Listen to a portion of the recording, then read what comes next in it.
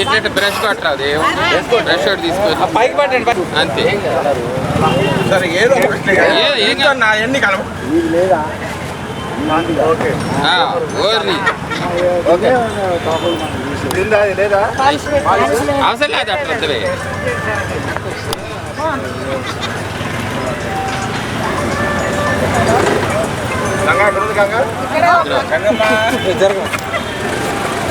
బాబు చాలా చాలే నాటప్పుడు ఓకే.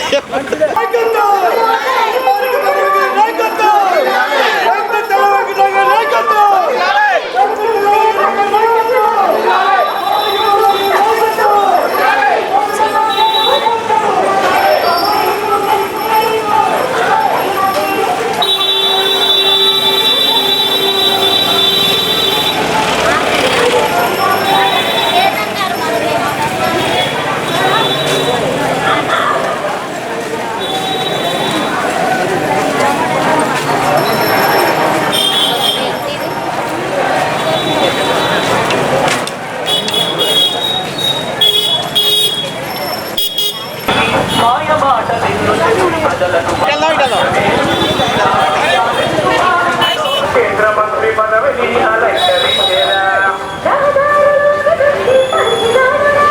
రవాణా సౌకర్యముకై రక్షణాపెరా నిర్పేదల నీడై నిలిచినాడులే మార్పుల మర్మలేని సేవ చేసే నిర్పేదల నీడై నిలిచినాడులే మార్పుల మర్మలేని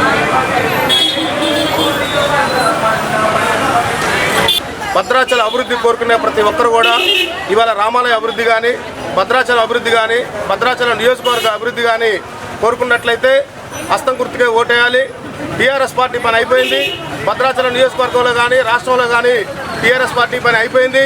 అదేవిధంగా కేంద్రంలో చూసుకున్నట్లయితే ఒక 10 సంవత్సరాలు వెనక్కి తీసుకెళ్లే విధానాలను ఇవాళ బీజేపీ ప్రభుత్వం అవలంబిస్తూ ఉంది. రాష్ట్రంలో కూడా టీఆర్ఎస్ పార్టీ పని అయిపోయింది కాబట్టి ప్రజలు హస్తం గుర్తుకు పట్టం కట్టినటువంటి పరిస్థితి ఉంది. ఇక్కడ వామపక్షాలు బలంగా ఉన్న నేపథ్యంలో వామపక్షాల బలంతో ఇండియా కూటమి బలంతో ఇవాళ కాంగ్రెస్ పార్టీ అభ్యర్థి అత్యధిక మెజార్టీతో 2 లక్షల మెజార్టీతో గెలవబోతున్నారు. ఇవాళ ప్రజలందరూ కూడా ఆదరిస్తున్నారు, అభిమానిస్తున్నారు, ప్రేమిస్తున్నారు. కాంగ్రెస్ పార్టీ హస్తం గుర్తుగా మీ అమూల్యమైన అతి పవిత్రమైన ఓటు ముద్ర వేసి బంగారు తెలంగాణలో 12 లక్షల కోట్ల రూపాయల అప్పులు పాలు చేశారు టీఆర్ఎస్ ప్రభుత్వం. అలాగే బీజేపీ ప్రభుత్వం మతతత్వ పార్టీ. మరి వామపక్షాలు కాంగ్రెస్ మద్దతు ఇవ్వడానికి కారణం అదే. సెక్యులరిజం ప్రభుత్వం కావాలని చెప్పేసి ఖచ్చితంగా కోరుకునే వ్యక్తులు ఎవరైనా సరే వామపక్ష పార్టీలు వాళ్ళే. మరి వాళ్ళు కాంగ్రెస్ పార్టీకి ఎందుకు సపోర్ట్ చేస్తున్నారంటే ఏదైతే బీజేపీ ప్రభుత్వం వ్యతిరేక విధానాలు, హిందుత్వ విధానం కానీ లేకపోతే ప్రజల్లో మతాల వారీగా కులాల వారీగా చిచ్చు పెట్టి ప్రభుత్వాన్ని నడపాలనే పరిస్థితి ఉంది. మరి ఈనాడు వామపక్షాలు ఎక్కడైతే నిర్వీర్యం అవుతున్నాయో అక్కడ ఖచ్చితంగా కూడా ప్రజాస్వామ్యం నిర్వీర్యం అవుతుంది. వామపక్షాలు బలంగా ఉంటే ప్రజాస్వామ్యం రాజ్యాంగం కూడా బలంగా ఉంటుందని చెప్పేసి నేను తెలియజేస్తున్నాను. మరి ఈరోజు భద్రాచలం వరకే చూసుకుంటే భద్రాచలంలో బంగారు తెలంగాణలో 10 సంవత్సరాల్లో చేసింది ఏమీ లేదు. మనం చూస్తూనే ఉన్నాం.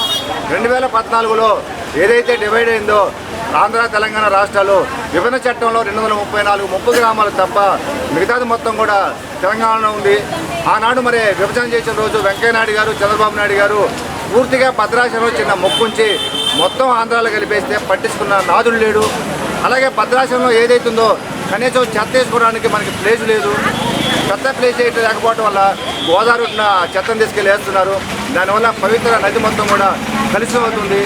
అలాగే భద్రాచలంలో ఏదైతే సైడ్ నుంచి వచ్చే నీరుందో ఆ వ్యవస్థను ఆనాడు 20 సంవత్సరాల క్రితం పూర్తిగా నీరు గోదావరిలో కలవకుండా ఊరు బయట తీసుకెళ్ళి వాటిని శుద్ధి చేసి వాటిని మళ్ళీ నీళ్ళని రైతులకు ఇచ్చేసి చేసే కార్యక్రమం పెట్టారు.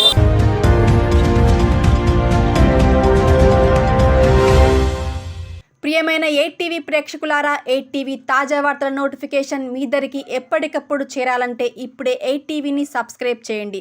ఈ తాజా వార్తల లింకును ఓపెన్ చేసి సబ్స్క్రైబ్ క్లిక్ చేసి గంట బటన్ నొక్కండి. ఇక ఎంచక్కా తాజా వార్తలు మీకు చేరుతాయి.